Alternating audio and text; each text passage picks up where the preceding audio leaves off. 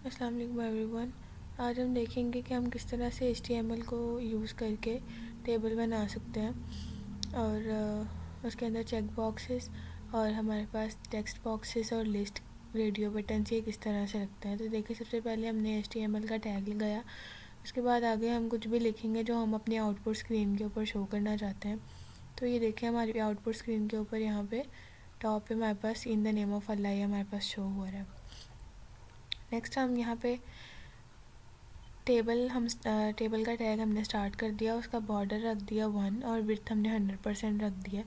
यह हम इसकी सेट करेंगे। उसके बाद टेबल के अंदर हमारे पास TR और TD यूज़ होता है। यहाँ पे हमने TR स्टार्ट किया और उसके अंदर हमने क्या किया, हमने एक TD रख दी जिसका नाम हमने नेम रखा। इसके लिए यहाँ पे हमने टेक्स्ट बॉक्स सेट किया जिसके अंदर हम इसकी वैल्यू को इंसर्ट करेंगे। तो हम देखते हैं कि इतना कोड लिखने के बाद हमारे पास क्या आउटपुट इसकी बनती है। तो ये देखें, यहाँ पे नेम और आगे हमारे पास टेक्स्ट बॉक्स आ गया जिसके अंदर हम कोई भी वैल्यू इंसर्ट कर सकते हैं। नेक्स्ट हमारे पास है, हमने यहाँ पे अब चेक बॉक्सेस लगाने हैं। चेक बॉक्स किस तरह से काम करेंगे, तो हमने TD का नाम रख दिया हॉबी और आगे हमने इनपुट टाइप इसकी रखी है चेक बॉक्स। अब चेक बॉक्स में क्या होता है, ये हमने वैल्यूज़ इसकी रख दी हैं क्रिकेट, फुटबॉल, हॉकी और रीडिंग। चेक बॉक्स यहाँ पे एट अ टाइम एक भी सेलेक्ट कर सकते हैं और एक से ज़्यादा भी कर सकते हैं। यहाँ पे हमारे पास उन्होंने पूछा हॉबी, यहाँ पे हम क्रिकेट, फुटबॉल, हॉबी, हॉकी और रीडिंग इन सबको भी सिलेक्ट कर सकते हैं और किसी एक को भी सिलेक्ट कर सकते हैं। नेक्स्ट हम देखेंगे कि रेडियो बटन किस तरह से काम करता है। तो यहाँ पे हमने एक TD जिसका नाम हमने रख दिया जेंडर और इसकी रेडियो टाइप हमने रख दी है और इसके अंदर हमने मेल और फीमेल रख दिया है। रेडियो टाइप की कैरेक्टरिस्टिक ये होती है कि एट अ टाइम हम किसी एक को सेलेक्ट कर सकते हैं, हम मल्टीपल को नहीं कर सकते। तो यहाँ पे देखें, हमारे पास ये फॉर्म है। तो यहाँ पे मेल या फीमेल किसी एक को सेलेक्ट कर पा रहे हैं हम। नेक्स्ट हमारे पास है कि अगर हमने कोई फ़ाइल, कोई पिक्चर अपलोड करनी हो तो अब हम क्या करेंगे।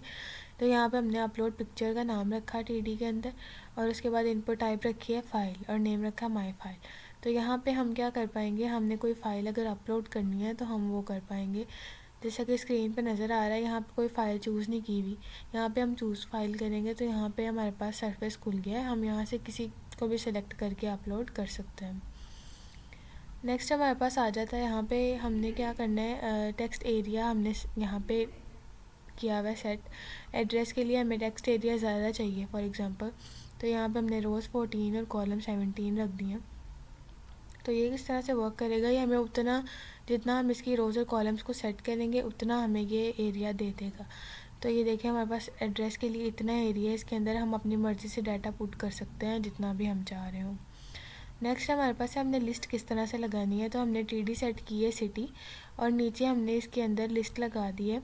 ये देखिए, फैसलाबाद, लाहौर, इस्लामाबाद, ये इसके ऑप्शंस हमने रख दिए हैं। अब ये हमारे पास किस तरह से काम करेगा, ये देखें, सिटी के आगे हमारे पास ये लिस्ट खुल रही है, फैसलाबाद, लाहौर, इस्लामाबाद, इसमें से कुछ भी सिलेक्ट कर सकते हैं जो आपकी अपनी चॉइस हो। नेक्स्ट हमारे पास आ जाता है कि हमने लिंक किस तरह से लगाना होता है। कोई भी हमने लिंक लगाना है, फॉर एग्जांपल गूगल का लगाया हुआ है, यहाँ पे हमने माय फेवरेट लिंक हमने TD रख दिया और आगे हमने हाइपर लिंक लगा दिया है www.google.com। तो यहाँ पे हमें गूगल पे ही ले जाएगा। तो ये देखें, यहाँ पे जब हमने अपना इसको खोला है तो ये हमारे पास लिंक लगा हुआ है गूगल का। जब हम इसको सिलेक्ट करेंगे तो ये हमें सीधा गूगल पे ले जाएगा। नेक्स्ट ये है कि उस पर हमने इमेज भी अपलोड की हुई है, जैसा कि ये नज़र आ रहा है ये इमेज। तो ये हमने किस तरह से करना है, ये देखें, हमने यहाँ पे कोई इमेज जो हमने सेव की होगी, देखें image.png हमने सेव किया, उसकी विड्थ और हाइट भी सेट की हुई है।